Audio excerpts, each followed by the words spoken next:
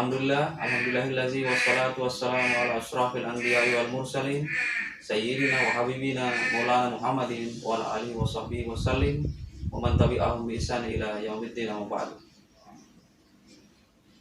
Pertama-tama adalah kita panjatkan puji syukur kita kehadirat Allah Subhanahu wa taala karena pada kesempatan yang pagi yang cerah ini kita masih diberi nikmat kesehatan sehingga kita masih bisa bersilaturahmi kepada sesepuh kita. Beliau ini adalah Satrio Lau. Jadi pada pagi hari ini kita akan coba bahas gelar Satrio Lau itu berasal dari mana.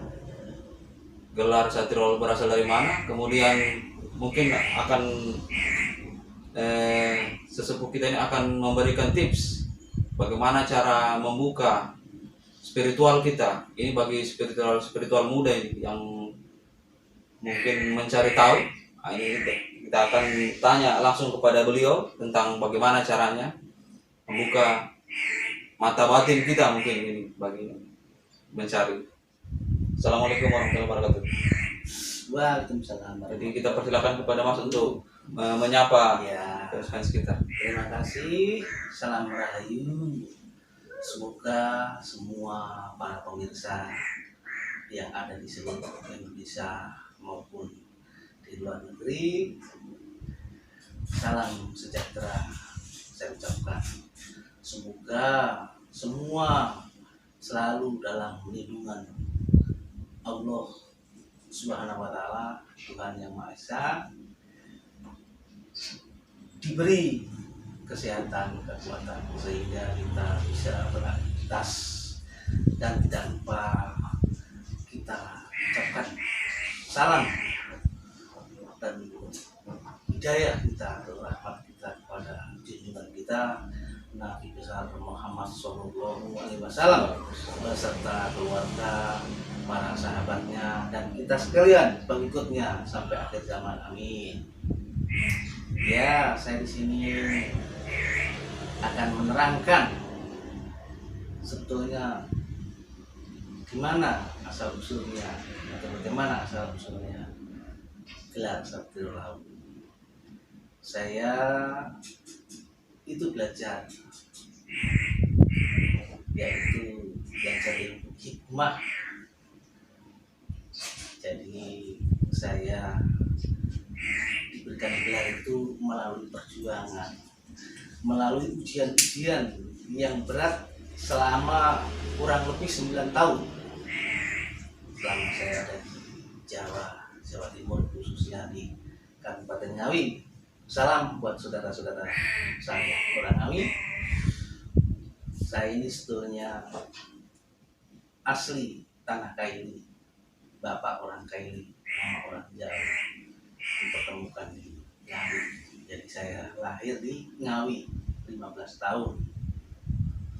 Jadi gelar ini saya ikuti melalui latihan-latihan dan ujian-ujian di perguruan. Setelah saya diuji dan saya dinyatakan lulus, maka karena tempatnya itu berada di Gunung Lawu di Argudimilah, makanya saya dikasih gelar Satrio Lau. Begitu. Jadi kalau boleh tahu Mas, yang di atas ini foto siapa ini supaya mungkin teman-teman bisa tahu. Oh iya, yang di atas ini namanya Raden Toto Mudarto, guru saya sekaligus pembimbing saya. Mungkin orang-orang sudah tahu semua, itu perguruan KSBI Kerasakti yang berpusat di Madiun. Jadi kalau sekarang saya mau tanya, ini Mas ini kan adalah tokoh spiritual kan, tapi apakah juga membuka praktek pengobatan supaya teman-teman banyak pengobatan secara gaib mungkin? Saya di sini melayani bagi yang percaya dan mau. Di rumah ini kita membuka praktek pengobatan yang sifatnya non medis. dan bisa juga melalui lewat HP yang sekarang itu bisa lewat call atau lewat apa saja. Bukan cuma pengobatan, saya di sini melayani semua bagi manusia atau orang-orang yang mau curhat, yang ditimpa musibah, bagaimana mencarikan jalan solusinya. Yang penting bukan di jalan yang melanggar norma-norma agama. Sifat saya di sini cuma memberi wejangan, memberi nasihat-nasihat yang baik menurut saya, dan tata cara yang berlaku di masyarakat. Ya memang kadang ini tindakan-tindakan spiritual ini kadang-kadang memang kita tidak ketahui, saudara. Mungkin kelihatannya seperti normal, ternyata ada sesuatu itu yang mungkin bisa diungkap di sini sama beliau ini. Ya kalau menurut keyakinan saya, namanya itu manusia. Manusia itu pasti ada yang menciptakan. Makanya dikatakan sembahyang. Sembah itu sujud, yang itu atas. Atas nggak tahu, berarti di atasnya. Dan menurut keyakinan saya, tubuh manusia ini, di dalam tubuh manusia ini ada namanya 9 roh yang selalu mendampingi, dikasih tugas oleh Allah Subhanahu wa Ta'ala. Dan di Islam sendiri ada namanya penjagaan malaikat anti penakib, dan malaikat yang keempat itu kalau di dalam spiritual Jawa ada namanya malaikat katiban katibin, dan sedulur papat kayu pancer yang menjaga diri kita manusia ini agar berbuat yang benar di jalan yang lurus sebetulnya. Tinggal tergantung manusianya kuat tidak spiritual, berkuat tidak dia di dalam menjalani sesuai dengan norma-norma akidah atau tidak. Itu saja. Berarti luar biasa sekali ini pembahasan kita pada pagi hari ini, luar biasa sekali. Berarti kalau boleh tahu Mas, berarti sudah banyak ini orang yang belajar di sini, karena saya lihat ini spiritualnya tinggi sekali di sini. Ya alhamdulillah, sejak tahun 92, sejak saya menetap di Palu, Sulawesi Tengah, 32 Agustus 96, ya sudah banyak, mungkin sudah ribuan. Saya berarti. tidak bisa menghafal satu persatu. Berarti ini sosok di balik yang tersembunyi ini, ternyata ini sudah kita ungkap, saudara. Di antara yang ribuan-ribuan tokoh spiritual ini ternyata sumbernya ini dari sini. Ya. Untuk wilayah Sulawesi Tengah ini. Ya. Ya kalau menurut saya itu begini, semua saja atau siapa saja manusia itu bisa, dan sejak lahir, sejak dilahirkan itu sudah ada namanya tenaga dalam. Iya. Letaknya di pusat. Tinggal orang-orang itu menyebut, ada yang dibilang cakra, ada yang dibilang sedulur papat kamu panjang. Tergantung orang itu sumbernya dari mana. Kalau saya punya keyakinan dulu-dulunya nenek-nenek moyang kita itu satu ilmu semua, cuma karena sudah banyak menyebar akhirnya ya bercabang-cabang seperti sungai itulah. Kalau dari dulu mungkin sudah satu, begitu sudah ke hilir dia bercabang-cabang. Kira-kira begitu kalau menurut keyakinan saya. Berarti sumber cakra itu yang dibuka terlebih dahulu. Iya. Berarti tiada artinya itu ilmu-ilmu yang kita pakai tanpa terbukanya sumber cakra. Iya. Jadi di sini mungkin tempatnya kita bisa membuka sumber cakra itu. Itu adalah titik mula energi yang akan memicu spiritual kita, saudara.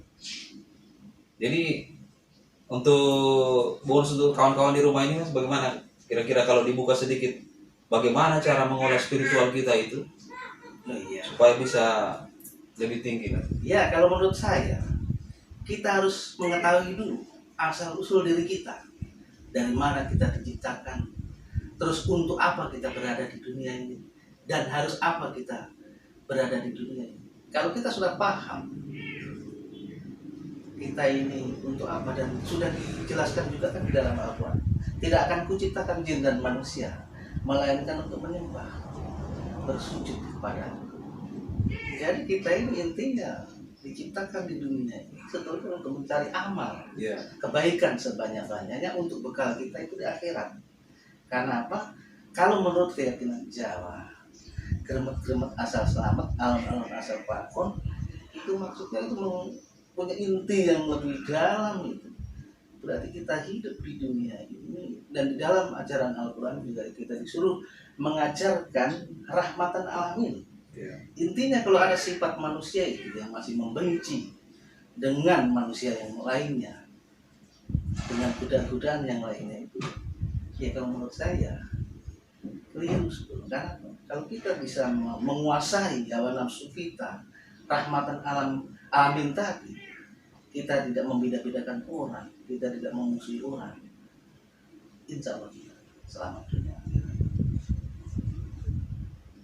Berarti memang di sini gemblengan lahir batin itu memang harus disempurnakan di sini, karena menyempurnakan spiritual itu bukan nanti sana. Di dunia ini kita harus belajar bagaimana cara menyempurnakan spiritual. Makanya kita butuh seorang guru spiritual sebenarnya untuk membimbing kita. Jadi bagi teman-teman yang mau belajar di sini, saya rasa Padepokan ini terbuka untuk siapa saja yang mau belajar di sini. Ya kalau istilah Jawa kan kita hidup di dunia ini kan sebetulnya mampir atau singgah di pasar. Jadi namanya mampir ngombe dengan singgah beli bekal di pasar, tentu kita akan pulang. Ya. Pulangnya kita ini kemana? Ya tentu ke Rob yang menciptakan kita. Berarti lengkap sudah kalau memang Sangkan paraneng itu mati. Jadi kalau istilahnya eling jalan lairin, ngerti jalan lairin. Nah, gitu. berarti termasuk tasawuf semua di sini terkumpul semua sini. Nah, itu. Luar biasa. Jadi teman-teman, jadi adapun yang kita lakukan itu menarik-narik pusaka itu hanya sebagai permainan sebenarnya. Inti dari semua ini adalah bagaimana caranya kita memupuk spiritual kita. Makanya kami mengajak teman-teman untuk marilah kita sama-sama belajar untuk bekal nanti pulang. Begitu saudara. Ya intinya selama manusia itu masih menjelek-jelekan satu dengan yang lain, tidak bisa menguasai hawa nafsunya, jangan kita dikendalikan nafsu. Kita harus menguasai nafsu. Kalau kita menguasai nafsu itu, kita suruh apa saja, dia akan manut tuh. Jangan kita yang dikuasai nafsu, akan hancur.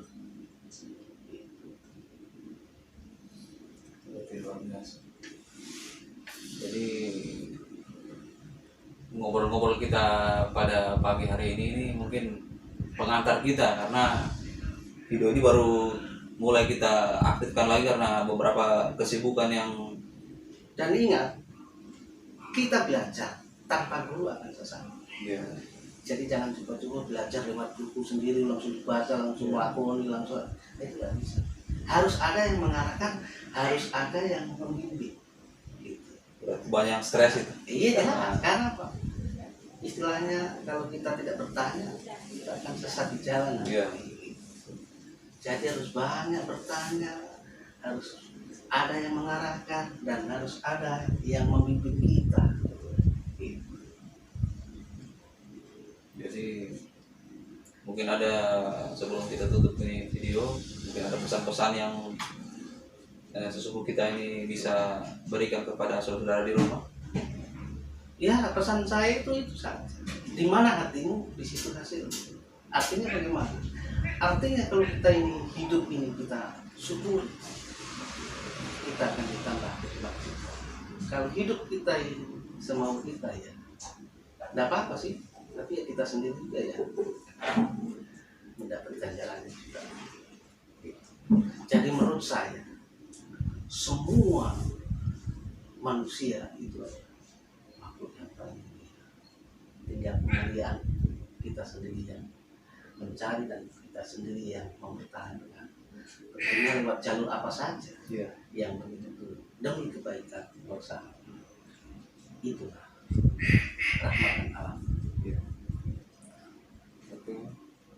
Jadi demikian teman, saudara-saudaraku, perbincangan yang hangat kita dengan sesepuh kita, Satrio Lau. Mungkin jangan lupa tunggu video-video kita yang akan kita rilis tentang penarikan, penguakan misteri, sejarah mungkin di Sulawesi Tengah ini. Jadi stay terus di situ. Demikian, terima kasih atas waktu yang diberikan. Iya.